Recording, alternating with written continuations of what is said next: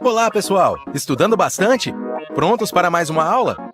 Essa aula será de Ciências da Natureza e suas tecnologias, e vamos trabalhar a habilidade de compreender o papel da evolução na produção de padrões, processos biológicos ou na organização taxonômica dos seres vivos.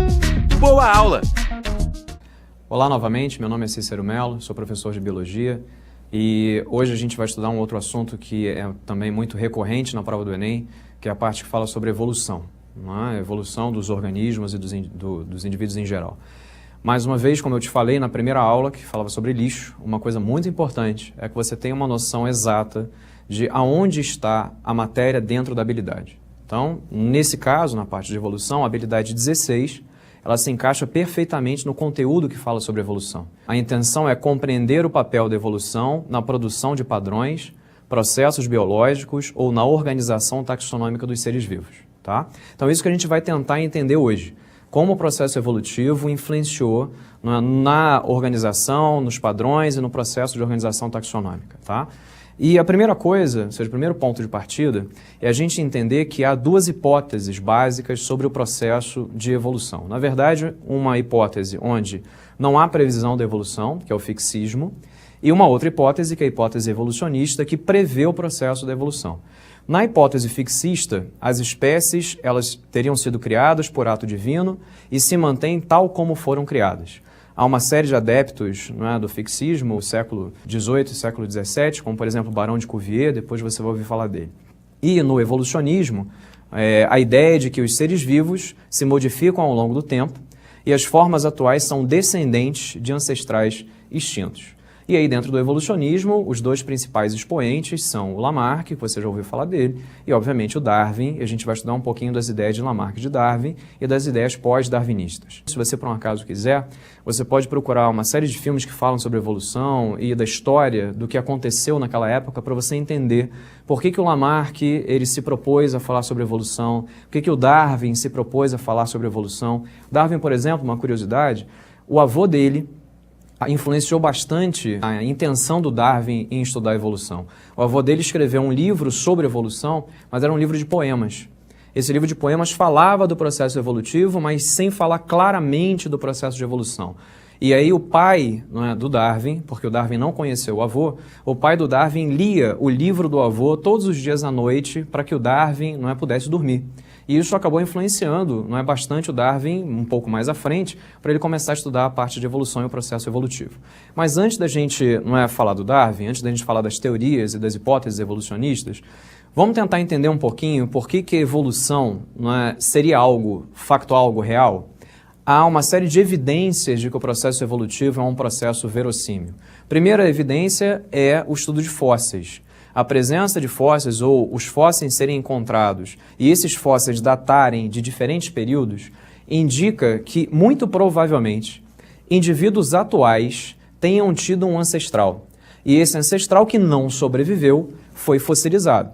Você encontra fósseis com características muito parecidas com os cavalos de hoje em dia, apesar dos fósseis estruturalmente não serem idênticos. Isso te dá a sensação, te dá a impressão, te dá um indício de que é muito provável de que o processo evolutivo é um processo verossímil, ou seja, que realmente aconteceu. Segunda característica, segunda evidência do processo da evolução é a semelhança bioquímica entre os seres vivos. Para um pouquinho e pensa comigo. Síntese proteica. Não é? Você conhece a síntese proteica. Você sabe que a síntese proteica é feita a partir de bases nitrogenadas. Adenina, timina, citosina, guanina e as uracilos do RNA, não é isso? Pensa um pouco. Todos os seres vivos utilizam as mesmas bases nitrogenadas para fazer a síntese de proteínas. Isso é um forte indicativo de que todos nós viemos de um mesmo indivíduo original. É a teoria monofilética da origem da vida, tá? E nesse aspecto, você pode imaginar que se todos nós viemos de um mesmo indivíduo original, então na prática nós evoluímos a partir desse indivíduo original. Né? Outra evidência da evolução. Mais uma evidência da evolução é a semelhança embriológica entre os seres vivos. Todos os cordados, e dentro dos cordados aparecem peixes, não é? Anfíbios, répteis, aves e mamíferos, todos os cordados apresentam fendas branquiais faringianas. Nem todos mantêm as fendas branquiais faringianas depois que nascem, Mas durante o desenvolvimento embrionário, até mesmo o ser humano tem fendas branquiais faringianas. Muito provavelmente, todos os cordados vieram de um mesmo ancestral, indicando que a evolução é algo factível, algo real, tá? Outro aspecto, mais um, a presença de órgãos vestigiais, que deixam de ter função em determinados indivíduos, mas que têm função ou tinham função em ancestrais. Não é? Você pega, por exemplo, a cintura escapular da baleia, ela não é funcional na baleia, em princípio, mas ela está lá, no corpo da baleia. De repente, ou provavelmente, um ancestral da baleia terrestre utilizava a cintura escapular. Tá? Isso é um indicativo de que a baleia teve um ancestral em algum momento que era outro mamífero. Além disso, as comparações anatômicas, a analogia e a homologia também indicam processos evolutivos. Resumindo a ópera, a analogia é quando as estruturas apresentam uma mesma função e, portanto, foram submetidas a uma mesma seleção natural. E a homologia indica que a origem estrutural, a origem embrionária daquela característica, daquele órgão ou daquela parte anatômica do indivíduo tem a mesma origem.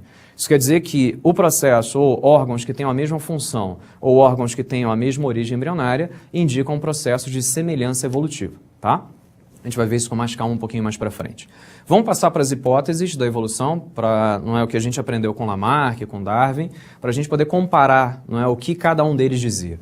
O primeiro a bater o pé no chão e dizer a evolução é uma coisa real foi Lamarck. Lamarck, ele muitas vezes é tido como um pesquisador, um cientista, que não falava coisas corretas, mas a gente tem que tomar um pouco de cuidado com isso, porque a gente está tratando com indivíduos que estavam lá no século XVIII e século XIX. Então isso quer dizer que ele tinha, muito pouco da ciência tinha sido descoberto ainda para ele ter, armas suficientes ou máquinas ou meios para poder entender como é que aconteceu o processo evolutivo, tá? Então, quando você fala em evolução, você tem dois problemas que você tem que tentar resolver, você tentar explicar. Evoluir é modificar, é mudar. E como é que essa mudança surge?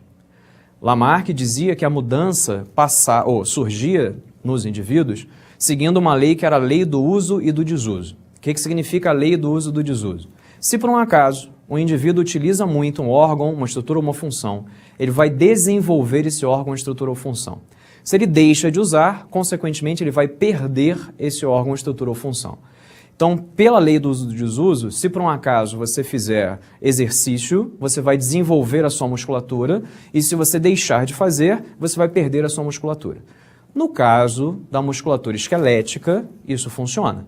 Mas se você, por um acaso, para um pouquinho para pensar, por exemplo, numa característica como a visão, não é porque você utiliza mais a visão que você vai enxergar melhor, ou porque você ficou de olhos fechados durante muito tempo que você vai ficar cego.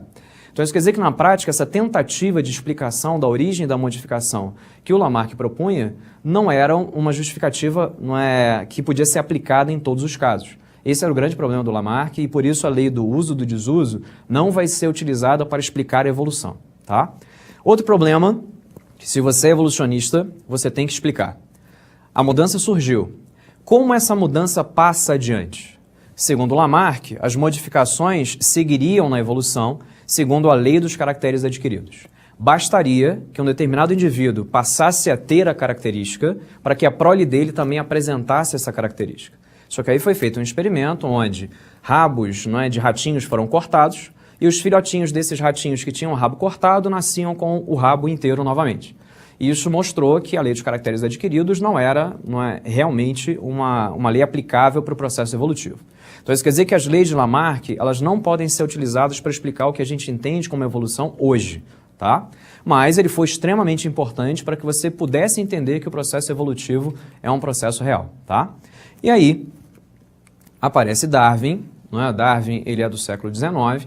O Darwin, ele não solucionava todos os problemas. Ele, na verdade, solucionou um principal problema. Ele não sabia como é que a mudança surgia, ele não sabia te dizer como é que a mudança passava adiante, mas ele conseguiu solucionar o problema de por que as mudanças são mantidas, tá? Darwin dizia que os indivíduos de cada espécie apresentam diferenças. Se os indivíduos de uma mesma espécie são diferentes entre si, qual desses indivíduos sobrevive e qual dessas características é mantida no processo de evolução? E aí vem o conceito mais importante do processo evolutivo, que é o de seleção natural. Ou seja, segundo Darwin, sobrevivem os mais aptos. Então isso quer dizer que se alguma característica diferente aparece, e essa característica que apareceu diferente é uma característica que dá uma adaptabilidade melhor para aquele cara que sofreu aquela mudança, ele vai manter, essa modificação vai ser mantida no processo da evolução. Se por um acaso a modificação gera um prejuízo, então a modificação vai desaparecer no processo evolutivo. Agora cuidado, Darwin não conhecia genética. Darwin não lia e não tinha os estudos ainda de Mendel, que você estudou na genética, prontos. Então isso quer dizer que Darwin não sabia como a mudança surgia e não sabia como a mudança passava adiante. Essa explicação é do século XX. Essa explicação acaba aparecendo nas teorias e nas hipóteses neo-darwinistas, ou seja, tudo aquilo que vem depois do Darwin. Coloquei a foto do Darwin aqui no cantinho, ou seja, é o Darwin, mas com os requintes da genética. Como assim? Agora a gente pode explicar tudo. Qual é a origem das modificações? As modificações elas aparecem, são geradas pelo processo da reprodução sexuada, pela permutação, pelo crossing over na formação dos gametas, na meiose, e pelo processo mutacional. Em cima dessa variabilidade que é criada por esses processos, atua a seleção natural, fazendo com que os indivíduos mais aptos sobrevivam. Por fim, como é que essa modificação passa adiante? Lembra que eu falei que você tem que explicar duas coisas? Como a mudança surge, como ela passa adiante, junto com a seleção natural, como ela é mantida. As características e as modificações passam adiante através da hereditariedade. Ou seja, se os indivíduos parentais apresentam na sua genética característica, os indivíduos da prole também vão ter essa característica, tá?